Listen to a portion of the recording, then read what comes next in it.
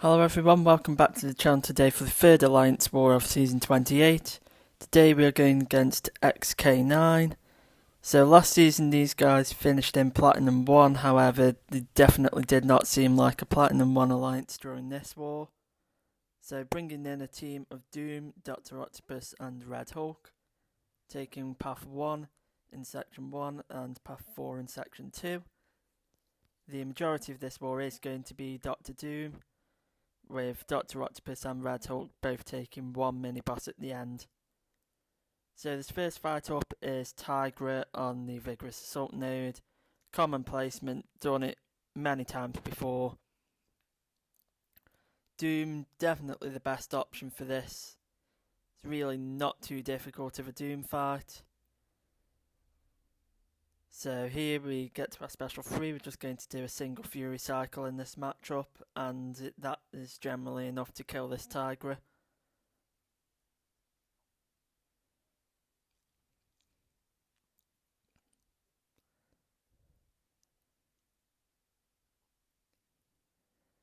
So yeah, go for the special 2 here, and this will finish her off.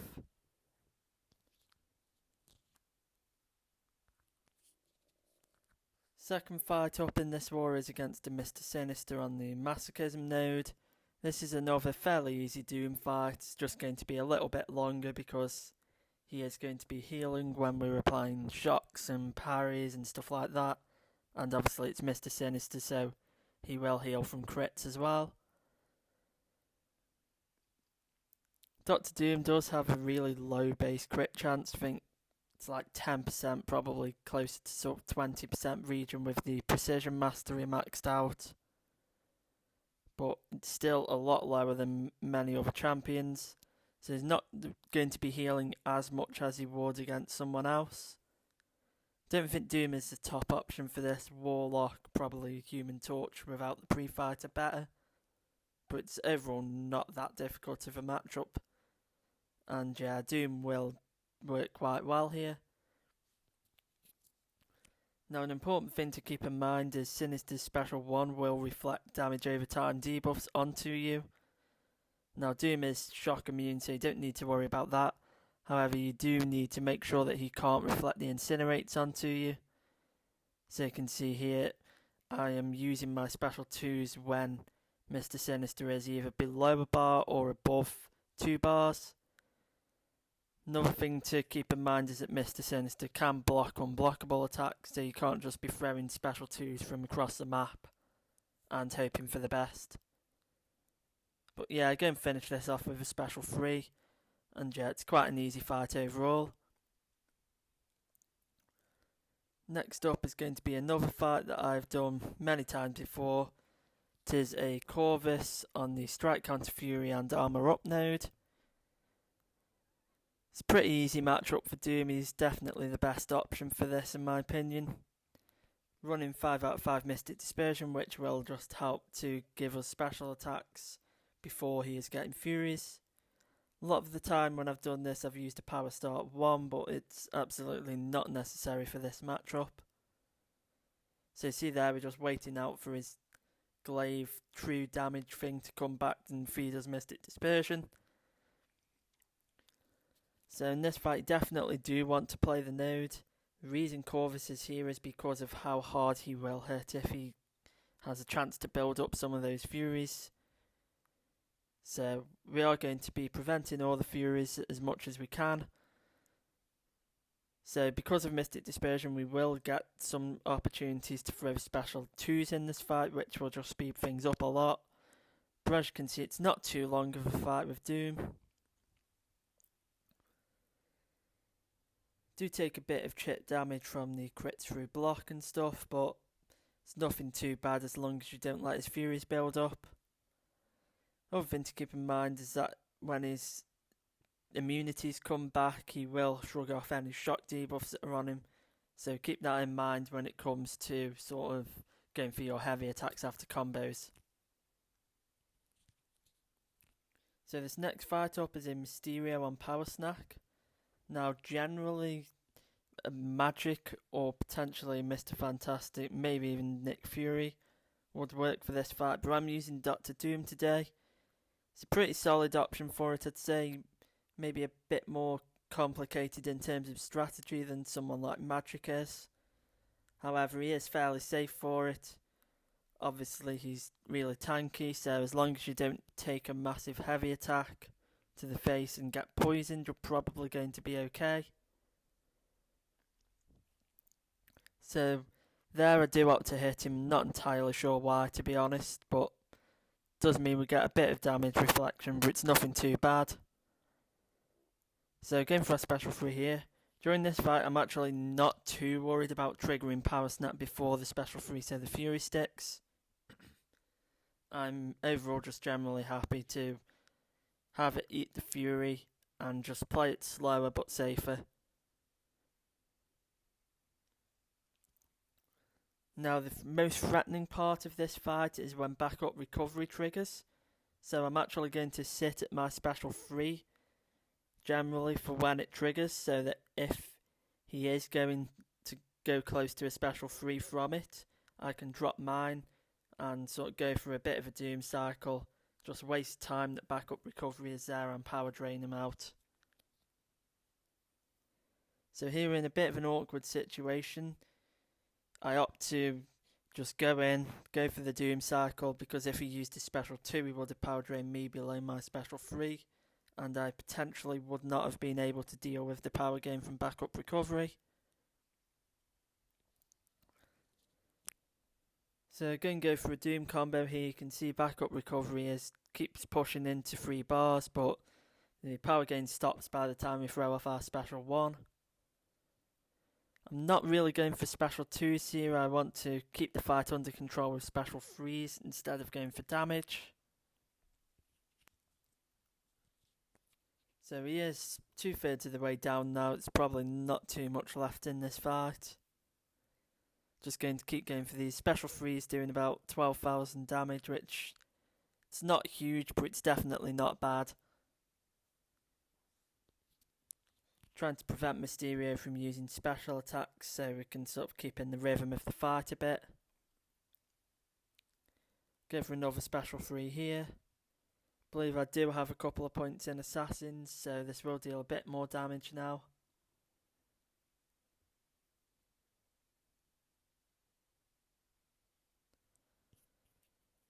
And yeah, this fight is pretty much over at this point. Go for a special 2 here for the finisher, so it's about a 3-minute fight, but it's not too bad overall. Now this next fight is going to be a Modok on the kinetic transference on Footloose node.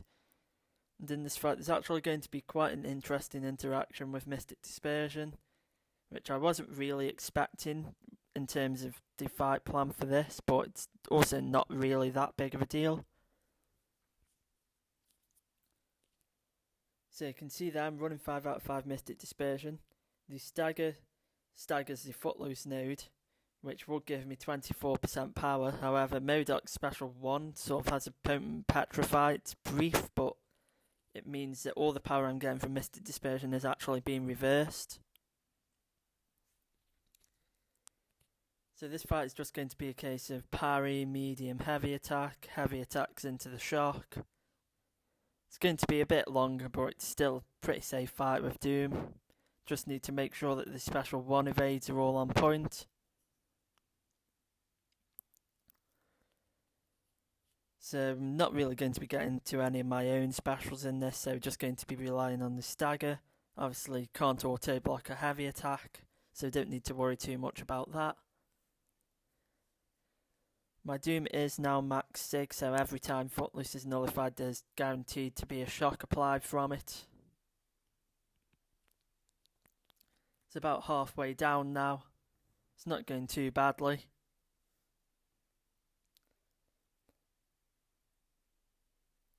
So I didn't want to go for too many hits because then he can auto block. If we go for parry medium heavy, he doesn't have an opportunity to auto block anything during this fight.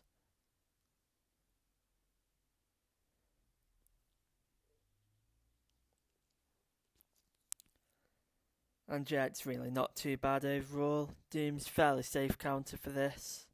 If you're not going for Doom, you probably want somebody who can just end this fight quickly, like a Corvus with the Proxima Synergy.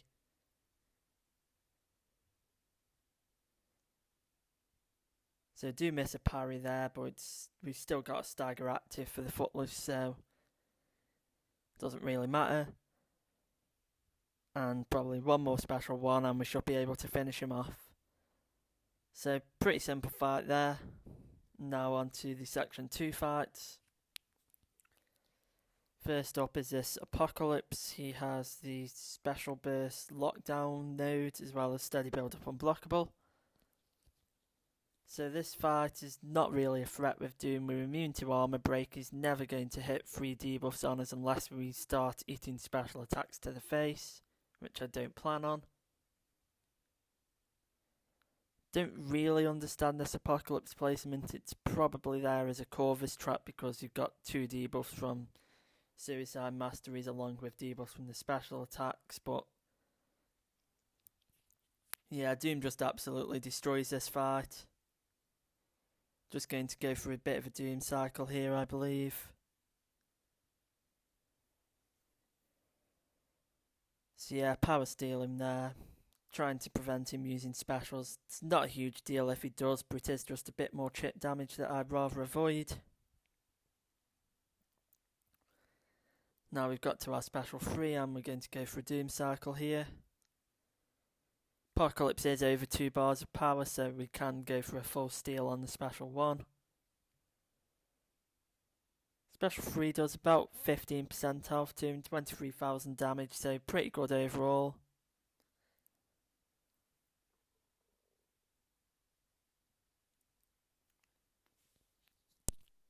So yeah, I opt not to go for the special 2 there.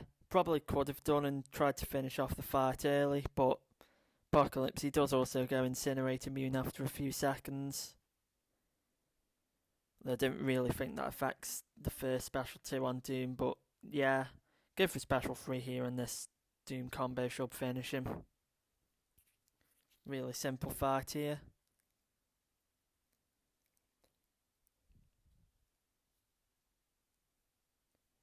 And just go for a special 1 to finish. So this next fight up is against the Nihilist. He has heal block and steady build up unblockable. And I was expecting this to be one of the easiest fights of the war, but you're going to see pretty much immediately at the start of the fight I make things really difficult for myself by missing an intercept. And now he is unblockable for the rest of the fight because we're never going to get that heal block off us. They'll just go for a wild light attack. Thankfully it does connect. Just throwing hits all over the place here. Just an absolute mess at the start of this fight. Special 1 to the face. Really not a great showcase of the matchup, but it is a good showcase of how tanky Doom is. Eat another special 1 to the face. But finally we have built up to our special 3. Felt the intercept timing was a bit off there, so just throw it anyway, even though he doesn't have much power.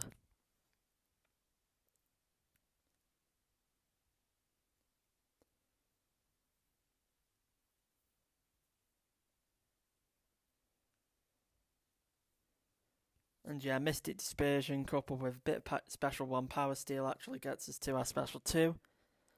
Wasn't throwing it there, I was attempting to nullify his control rod before throwing it, so that he wasn't Incinerate immune, which did work out. And we do get that fight down after an absolutely terrible start. So now moving on to our second to last fight of the war. This is Dr. Octopus against a Rage Mcoc miniboss. So this fight is going to look quite similar to the Power Snack Mcoc from the first war, I believe. Just going to be parry having. Check before the fight, Dr. Octopus is actually just below the rage threshold here.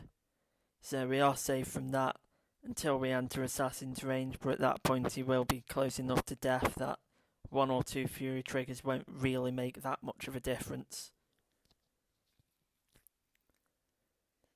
I'm keeping my special 3 as a backup in case the power lock falls off. If he decides to turtle up and not play into my parry or if I miss a parry. But yeah, it's a pretty quick fight here. He is actually slowly edging towards a special attack because some weird interaction where sometimes he gains the hit power.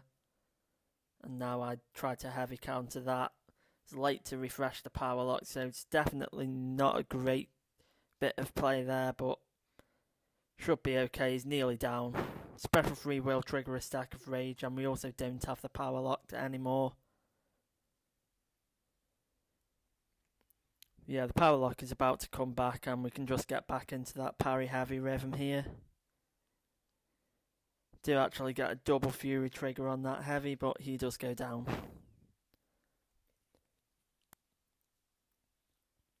Now moving on to the final fight of the war. This is a Korg on the Hazard Shift Stun Immune miniboss.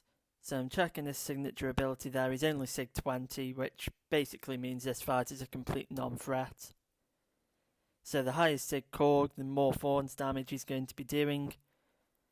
But at Sig 20, as you can see, that's 1200 damage there. And that is with only 3 heat stacks worth of physical resistance. So while his rock field is up, I'm mainly just going to be going for medium quadruple light combos. And then when it's down, I'll go for the regular 5 combo with the medium ender. Very comfortable with Korg's special 1, so I'm not too worried about baiting that out.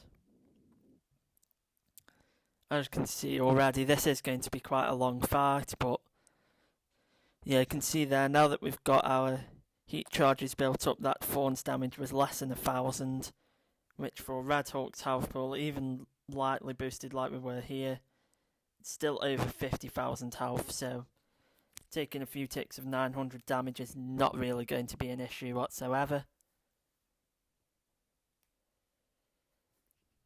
So up to go for a special 3 here. I believe so he did have his rock shield up there, and I'm using the special 3 to actually remove the rock stacks from him. And also the special 3 incinerate does do quite a good bit of damage.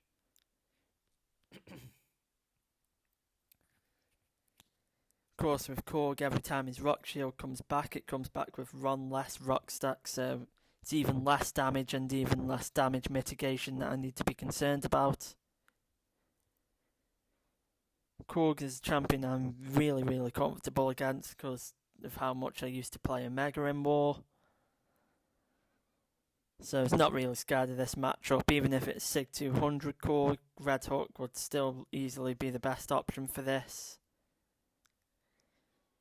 You can see that even not really trying to mitigate Thorns damage all that much, we've only lost 10% health and this Korg is nearly down now.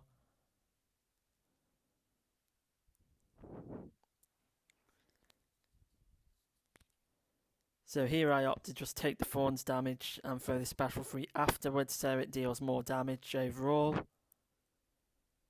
Because, of course, his Thorns does cap special 3 damage, although it doesn't really do a whole lot anyway, but yeah, he's nearly down at this point. Incinerate's ticking for 900. And yeah, that is going to be it for this war. Did end up losing. Thank you all for watching and I'll see you all in the next one.